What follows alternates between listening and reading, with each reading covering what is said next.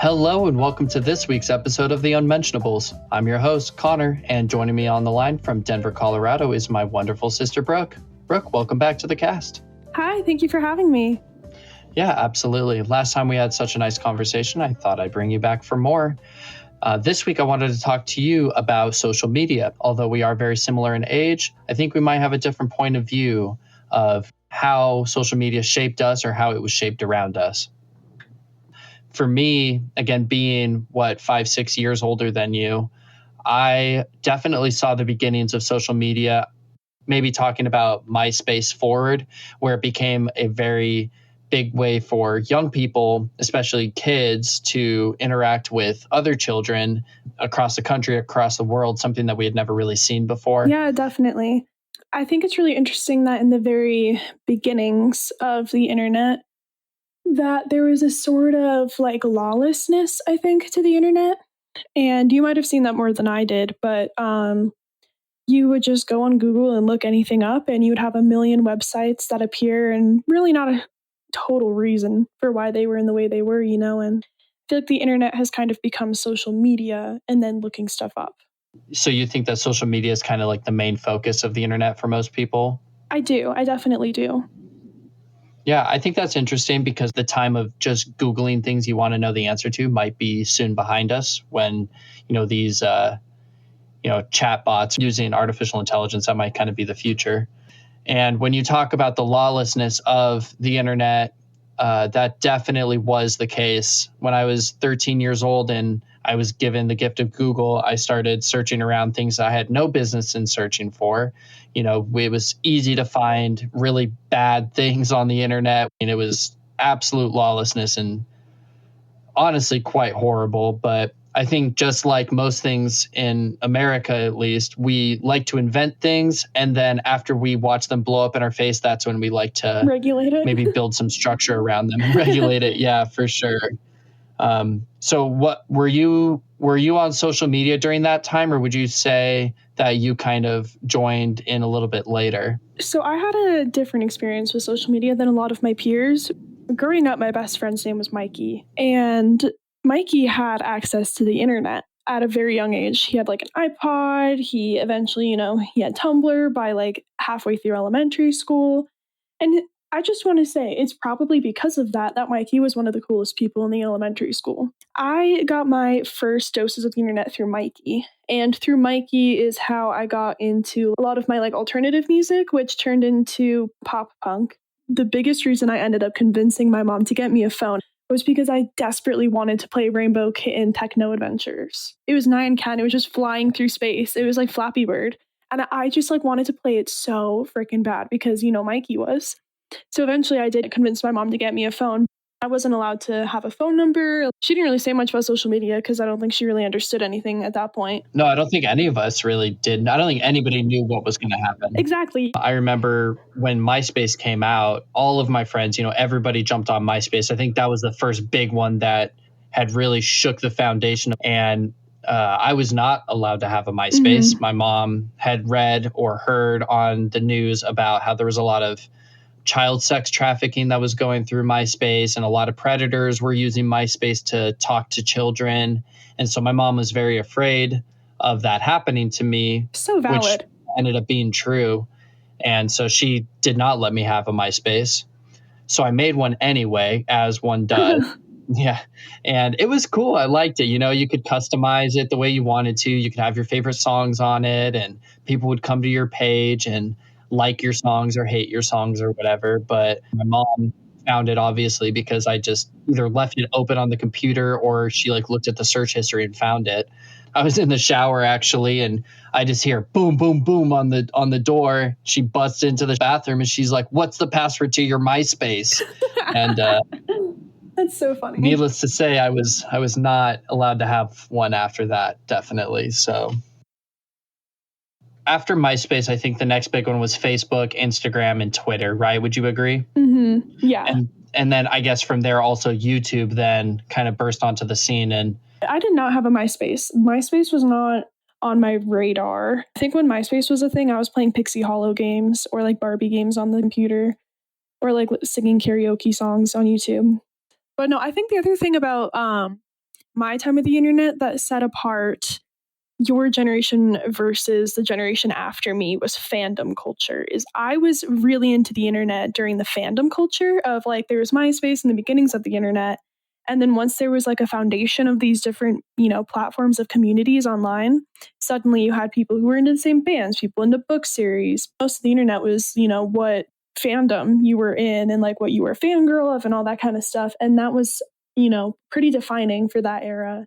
And I think that kind of became influencers. So you're saying like people were like building like these communities? Definitely. And in those communities, there was, a lot of problems. I think every single fandom has had, big scandals, whether it's pedophilia or racism or sexism or someone lying or clout chasing something or other. I do think it's really interesting that you bring up YouTube because I think that was one of the most profound platforms because on the one hand, you have the spread of information, but you also have the rise of influencers, I think.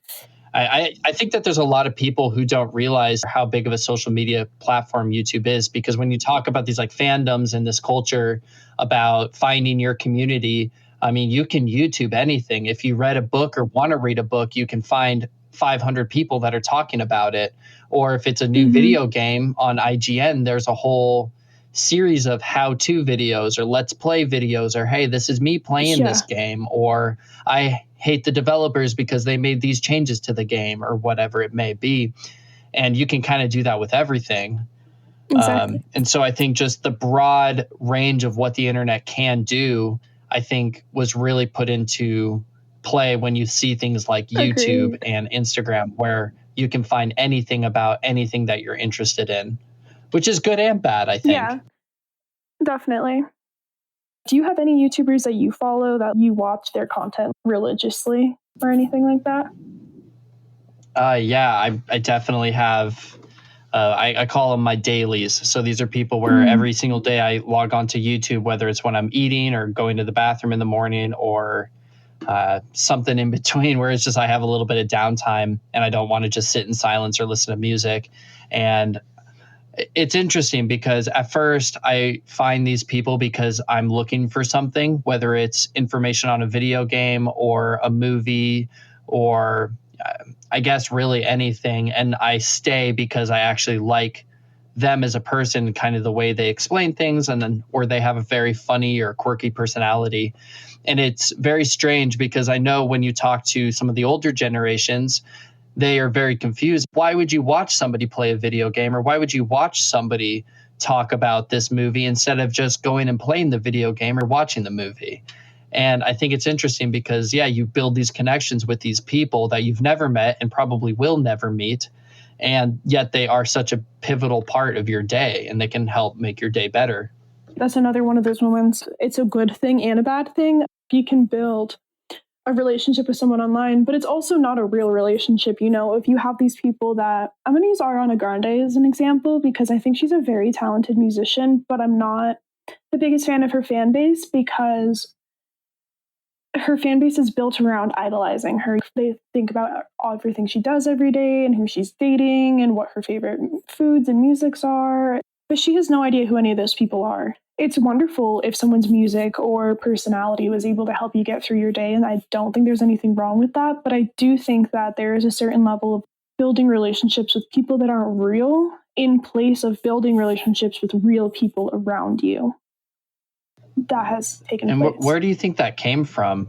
Like, where do you think that kind of style of almost worshiping of these people's, where do you think that came from? Or is it just like another example of, idolizing things, which is what people have done since the beginning of time? It's a natural human response to idolize something as like a version of like what you want to be. The 80s in particular sparked a society of isolation and fear. And I think since the 80s, we've all been alone and communities have been withering and we're also afraid of each other. There was the serial killers and then there was AIDS and then the pandemic and the internet stalking stuff. There's always been something happening to make us fear each other. And I think that when you're isolated and afraid of everybody and you find a person online that you're like, wow, I could be friends with you in real life, that kind of gives you a sense of friendship and a sense of community without having to face the fear of what if like this person could be lying to me, this person could be faking their personality is an unknown. Whereas like a video, you know what's going to happen in those 30 minutes of a video after you've watched it. You know that it's going to be monetized to a certain extent, so they're going to be somewhat careful with what they say, and you've seen them talk before, so you kind of have an understanding of what it's going to be like. So I think it's just a safe way to feel connection artificially, which I think is really sad. It's a valuable thing that's happened, and I think that people have always found a home within books or media, and that's very valid and real and human. But I also think that, like, at the same time that you're reading these books and connecting with these characters, you also need to see how these books and characters and people are reflected in your real life. That's what makes it real.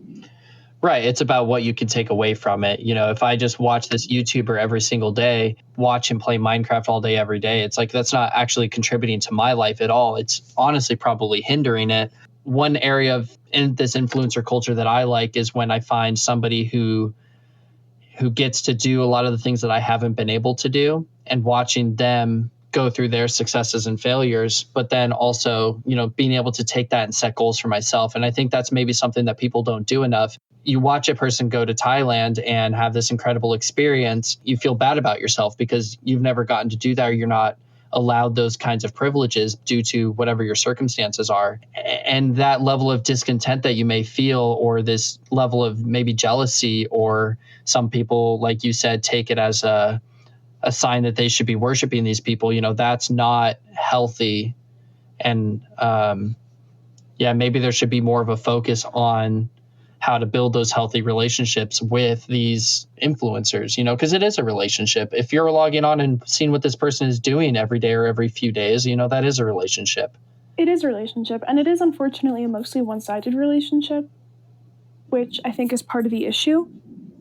But I think also it's more about kind of breaking down what it is you actually like about this content that you're watching and applying it to your real life.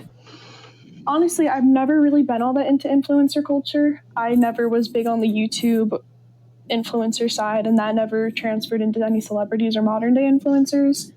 But I was into a couple of like spiritual influencers, ironically enough. And there's this one girl that stuck with me through the last like 7 years of being into that kind of content. And that content is conscious about what it does, which is helpful. But instead of seeing that creator as this person I will never be, instead I'm able to look at the content she makes and like the stuff she talks about and how she embodies herself and how I could apply that in my own life. I'm not trying to be her. I am me. I am my own unique person. But I like the way that she walks with grace, and I like the way that she is connected to the elements, and I like the way that she treats her friends. Those are things that you can meld into your life without losing your own sense of identity, but two, without like losing a connection to that influencer. It's more about just being conscious about the stuff that you're engaging with and like using it in a good way. Unfortunately, that also a lot of times for me puts me on like what I call the doom scrolling side of TikTok, of where I'm just watching all this content that like, yeah, it is making me a better person and like I'm learning stuff, but it's also really sad. And it just makes me feel like there's no hope in the world. So I think there's also a balance of you're allowed to be entertained just to be entertained, but you also should be trying to grow and learn as your own individual person, you know? Yeah, doom scrolling is something that is, I think, a really big problem with younger people who are getting into social media or getting into the internet in general. Is it's a very predatory practice. And for those listeners who may not know what the term is, it's a technology where when you're scrolling down in a feed, if there's some kind of information that you don't want to look at, you can just scroll it down and then there will be something new for you to look at. And what that does is it basically has the person constantly scrolling down because they're looking for the next thing that's going to give them, you know, a dopamine rush. It creates this state where individuals are kind of persistently scrolling down through their social media with kind of this obsessive focus. And oftentimes it's going to be some kind of distressing or depressing or negative information, just really any kind of controversial topic. And it can really, really be a detriment to someone's mental health. I think you described it really well. I think like that is the essence of doom scrolling and the way that most people communicate that idea.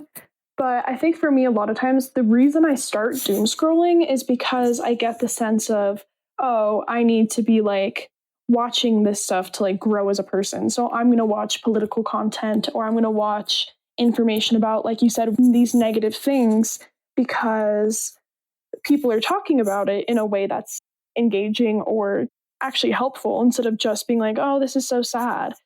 People will talk about it in like helpful ways, and like that always gives me that little dopamine rush I'm looking for. Okay, great, I'm doing something with my time on social media that's like actually productive. But like you said, it takes like 7 videos to get there, and so I'm going to watch the first 3 and be like, nope, nope, nope, nope, nope. Yeah, but do you think that at some point that just becomes you denying the fact that it is like a addiction disorder? Because that's what it is. It doesn't matter what the content is. If you're like unable to stop, which is what a lot of people have this problem doing, if you just keep scrolling, it's just like any other addiction. And I think it is incredibly negative. Yeah, I would definitely agree that like there's a really, really big addictive level to social media in general. And I think that there's like the psychological aspect of like you move a part of your body and you get the reward of a new video, and that new video has these music sounds designed to activate your brain more, and these colors that are super bright, and these dance moves that are getting your attention. So it's just like this total sensory overload that you're going through. So like, yes, absolutely, it can be addictive. I think also though, for me personally, it kind of depends on the day. Some days I can just I'll like get 5 videos down and be unsatisfied. I'm like, okay, I just have a bad TikTok day today. That's fine. Whereas other days I feel like there's parts of me that like need to decompress. I think there's healthier ways to decompress. I just think that the modern way of kicking your shoes off and sitting on the recliner with the newspaper has kind of just become spending 5 hours on TikTok instead. So yeah, I do think that there's better ways to go about it. It's designed to be addictive, and it's designed to be overstimulating as a way of like maintaining engagement, for sure. Yeah, Alexa thinks that I'm the best TikToker that never was. She says that I'd be perfect at it, and a lot of my humor and a lot of the jokes that I make are perfect for TikTok, but I've actually never downloaded it. I've seen some different reels through other platforms, but I think that I'm pretty well aware of the kind of person I am, and I know how addictive it is and how it really feeds into, I don't know if it's my ADHD or something else, but infinite scrolling is something that I'm very bad at monitoring in myself. And so TikTok especially is something that I don't think I could ever download. I just got to push back and say that, if I think there's no really healthy way to interact with the infinite scrolling. It either is or it isn't. If you can do it for 5-10 minutes and then get off, then you're not their target audience in general. And if you're not the target audience, then that's not necessarily who we need to be talking about. We need to talk about the children or the adults who are unable to break from that kind of addiction and who do just crave that next dopamine rush, for lack of a better term. Whatever comes next, whether it's AI focused or whatever else it may be, if it has too big of a focus on interaction and numbers and viewership for the financial gain, I think it's just going to further, hurt people's attention spans and really cut into people's day-to-day time. We don't want to be slaves to our phones and our computers. We want to use them as a way to influence our life in a positive way and use them as tools to better ourselves. And I just don't think that that's the direction that it's going. Anyone younger than Gen Z is finally in a point of their life that they have a platform, their voices are being heard and somewhat respected, And Generation Alpha, I think, has probably seen the worst of the effects of the internet. They've had a fucking iPad shoved in their face since they were born. And I think that they're the ones that are the most detrimented, for sure. And part of it is that the education system has changed the way they're teaching a lot of stuff. I think, yeah, it's like kids, they can't read. They're not really doing counting because they don't really care, because they just want to play Minecraft all day. And that's fine. I wanted to do stuff like when I was a kid, I just wanted to go play warrior cats outside all day, Like there's a level of kids are never going to want to go to school. They're going to want to, learn and engage in the world in their own way. They're starting to not succeed in school because the brain rot is so real, and we have this dual reality going on right now. And online, you're one person in that reality, but then in real life, I'm still a real person living my life. They're two separate worlds, but not entirely. And I think that kids are just not wanting to live in our reality. I can make a good reality for myself online, you know? I don't have to read, I don't have to do homework, I can just sit in Minecraft. I think the reality and maybe as you say, the real world, it is comparatively dull to the fast paced and exciting world of technology. I don't think anybody's saying that it's not. It's just when they make it so appealing, it becomes a problem of how are they even given a chance. And I'm very curious as they get older on what they say about it, because I'm very afraid for them. And I know that your generation is afraid of them, and your generation's much closer to what they have. And so if your generation's worried about them, then, that's really saying a lot. To maybe play devil's advocate, the things that you and I are saying about social media or these kids or this brain rot are the same things that our parents talked about us with Xboxes and PlayStations, which is the same thing that their parents talked to them about with, graphic novels and rock and roll music. Is history repeating itself where the older generations they're always afraid of what the younger generation is getting into to distract them from the heaviness of living in a society that you're kind of born into and you don't really get the choice. I wonder how much of it is us being afraid of nothing or us being afraid of something that ultimately we don't have any kind of power to change, or something that's just maybe overblown. But I do really feel afraid for the direction that it's going, and that everybody's hoping that AI is going to be this tool that everybody gets to use to help them with learning, to help them with their social skills, to be their best buddy when they need somebody to talk to. If it's instead made into this corporate thing where their number one goal is retention and making money off of ads or data or whatever it is, then why would we think that it's going to be a good tool? Why wouldn't it just be the next step in a continuing line of products aimed to almost enslave people behind our computer screens? I definitely think there's something really profound about looking at the balance between rectifying the mistakes so that future generations don't have to live with it, but also giving younger generations the freedom to explore the world in their own way. But I think that my biggest concern for the younger generations is that, on the one hand, the psychological development is going to be stunted by the methods used by a lot of these different companies. But I think also just the online reality is like you said, advancing so quickly, but then the real reality isn't catching up. We have kind of been stuck in place since the pandemic, not knowing how to move forward without leaving people in the past, So I think that's the biggest challenge of how do you learn how to live in the real world when the world that everyone else is living in online is so much further ahead. Online, you've got a level of social rights. You call someone a slur and you're going to have 150 comments arguing about whether or not that was the right thing to do or not. I feel like online, there's, social rights have advanced so much further than social rights have in real life. I think that artists and creativity has flourished online, whereas in real life, you still have to struggle so hard. Yeah, it's interesting that you talk about this duality of our social lives and how it's like we're living two separate lives, because I guess I haven't quite put it in that kind of context for myself. But I am a much different person online than I am in my day-to-day life. When I'm on the internet, I'm on the internet for me. I'm doing exactly what I want to do at all times. I'm not going on different websites because of what other people expect out of me. I get to kind of be maybe more of my true self. And I think that's something that's very exciting for people and should be a positive. You have this safe space that you can go to where you can be yourself and you can say the things you want to say and do the things you want to do. And I think that was what everybody's goal was for the real world. I should be able to feel comfortable being my true self, but that's just not the reality. It's getting better. I can be vulnerable around my friends and my family and certain, coworkers or people that I interact with, but I can't just go to the bar and meet somebody new and talk about my trauma or talk about, what's bothering me. You just can't do that. I just don't think people are wired like that. I don't know if it's just part of the old boomer mentality where it's you need to be tough or you need to be reserved, or if it's just a thing that people are. Most of our existence, we've been in very small tribes of under, 2 to 500 people. And then now all of a sudden there's millions and millions of people in all these other cities, not to mention online where now you're talking with potentially billions of people. It really, really changes that landscape. And you're right, people have not caught up offline. And it is just a very different world or a different mindset that you need to be in when you're online versus offline.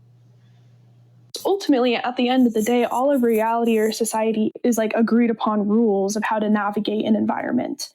And we have this natural environment of the chair I'm sitting in. And then the rules that we've been told are the rules of the boomers, of get a wife, get a white picket fence, get a car, move to Florida when you retire, become a CEO, pay your taxes and vote. You know what I mean? Like some of those are good things. Don't get me wrong. I'm not saying it's all bad. You have this pre-constructed rules of how to navigate this world we're living in. And then suddenly you've got two environments we're living in of you have the real environment, the physical environment, and then you also have the virtual environment. Then the physical environment is absolutely not catching up to the virtual environment at all. And I think a big part of it is we just are a little bit scared of how much is going to have to change. I think that the queer environment is one of the best examples of that speed of growth that the internet can provide. If you were talking about how when you're on the internet, you feel like you can be yourself on a much more grand level than you can in real life. And I think that for gay people and trans people especially, that was one of the most important parts of the internet. They went home from school every day and they were sitting on Instagram talking to their friends in the My Chemical Romance fandom. These people online, they're able to talk about how they're trans or how they're gay and how they can't tell their parents or they can't tell their community in the real world. So then gay marriage gets legalized. 10 years later, we're talking about pronouns in this like very abstract sense. Of course, people are going to have a hard time understanding they, them pronouns when gay marriage was legalized 10 years ago. You know what I mean? Like it's been 10 years since we've had gay people able to kiss in public, barely. And like because of the internet and because of that safe space that we've created, queer people in general are just so much more free to be themselves. And I think that has kind of forced the physical world to catch up a little bit, at least on a societal level, which I'm really grateful for as a queer person.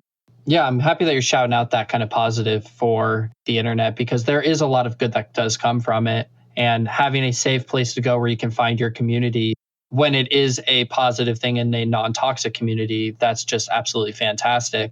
I think we've talked heaps and heaps about some of the negatives, but you're completely right that if you need somewhere to go, if you have an abusive husband or something, you can go onto Reddit and there's an entire subreddit that talks primarily about what to do when you have an abusive family. Or you can, talk to them about how do I navigate this world or how do I do my taxes or whatever. And you can find your community or you can find these answers that you can't find in the real world or you're afraid to find in the real world. And so it does provide a level of care for people who are at risk. I think also one of the interesting things about the internet has been the freedom of information element. Before the internet, you had books that were approved to be read or approved to be put in libraries or from people that had learned at universities from books that had already been written. And that was kind of how information was shared, other than, local town gossip. And I think that with the internet, having almost every corner of the world connected online, all of that gossip and those like folk stories is suddenly available for everybody. So I think that there's all kinds of information that's available now. There's some really unfortunate things happening in other countries that you're able to like actually visually witness.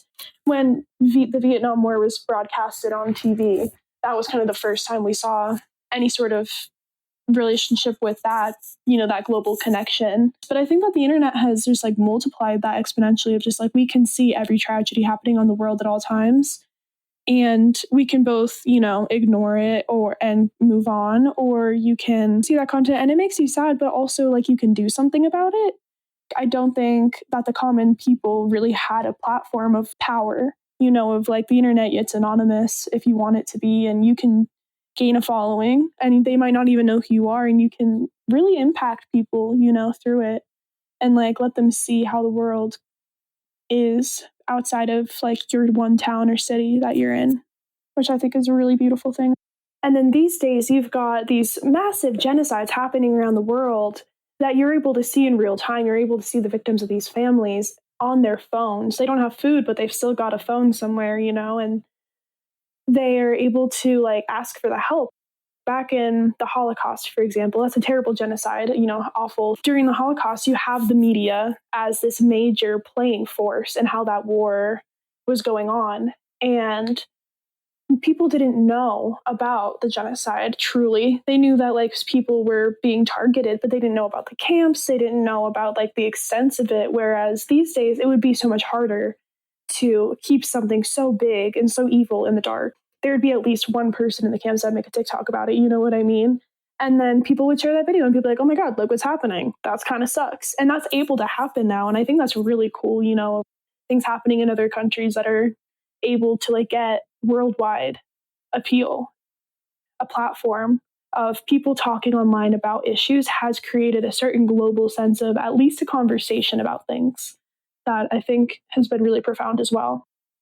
Yeah, and I think that it is getting better.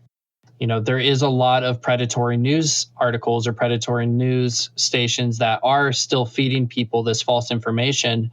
But you're completely right in that you or I can go somewhere and record a video, and what is anybody going to say about that? Oh, I can't argue with that because it's right there in front of my face. Can they maybe argue against certain parts of it or the political ideology? Sure, but when you're looking at these examples specifically, it's in your face, and that is something that is a net positive, I think. You can't argue with something that's just in your face like that. Let's just take a step back and just kind of look at it all as a packaged thing. Would you say that you're optimistic for how it's going to impact us for future generations? Or would you say you're more like, are you happy we have social media? Are you happy that the internet exists? Or would you rather, where do you sit with all of it? I think that in the future, I'm very excited about where the internet and all of the recent technological innovations are taking us. I think that in the immediate, I'm a little bit nervous, but I would say overall I'm hopeful. And do you think that's just because you're naturally optimistic, or do you There's a certain element of it is the biggest change that we've seen in the last couple hundred years, and that it already exists. You can't fight it. You can't stop it, So I think that having hope is just the most mentally healthy option. It's already there. You can't get rid of anything that's on there. It's already there. So I think that there's really not a choice but to be hopeful, but also like proactive about it. Yeah, once you open Pandora's box, there's no going back. And I think for me, without spurring an entire new conversation, I think that my eye is on AI right now because I think that's the next natural progression. Yes, it could be like Bitcoin or whatever, where these things kind of just flop or they haven't quite found their place in society. But if AI is what I think it is, or what a lot of people think it is, it's this natural progression. And I know history tends to repeat itself, but if we could kind of get ahead of things and maybe regulate things before they get out of hand, and if these people can kind of open their eyes and look at these issues before they happen, we might find ourselves in this wonderful world that we imagine, where we have the symbiotic relationship with social media and technology instead of kind of what we have now, which is not quite a nice balance yet. I did want to thank you for coming back onto the show, as I love having these more in-depth conversations with you. Typically we have them over the phone, but the capitalist in me is like, oh my God, I should get this recorded because I love your opinion and I love the way you think and the way your brain works. So thanks again, Brooke, for coming on to the show. And I hope to have you back soon. Yeah, thank you. I always love a good yap sesh with you. So I'm happy to come back next time. Yeah, we'll have you back soon, I'm sure. And I think that's going to wrap it up for this week. If you're listening to us now, maybe instead of going on to your next podcast or going on to your social media to scroll for the next couple hours, maybe go out and touch some grass, weirdos. Go stare at a wall.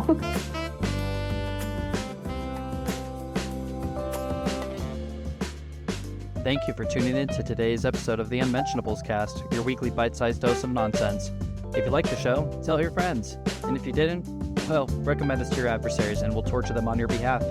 If you want to get in contact with us, send all questions, comments, concerns, issues, problems, and suggestions to the unmentionablescast@gmail.com. The show will always be free, but if you'd like to support us directly, you can do so at patreon.com/theunmentionables. Don't forget to subscribe, like, follow, thumbs up, or ring a bell to help pump up those juicy stats for us, and we'll catch you next week.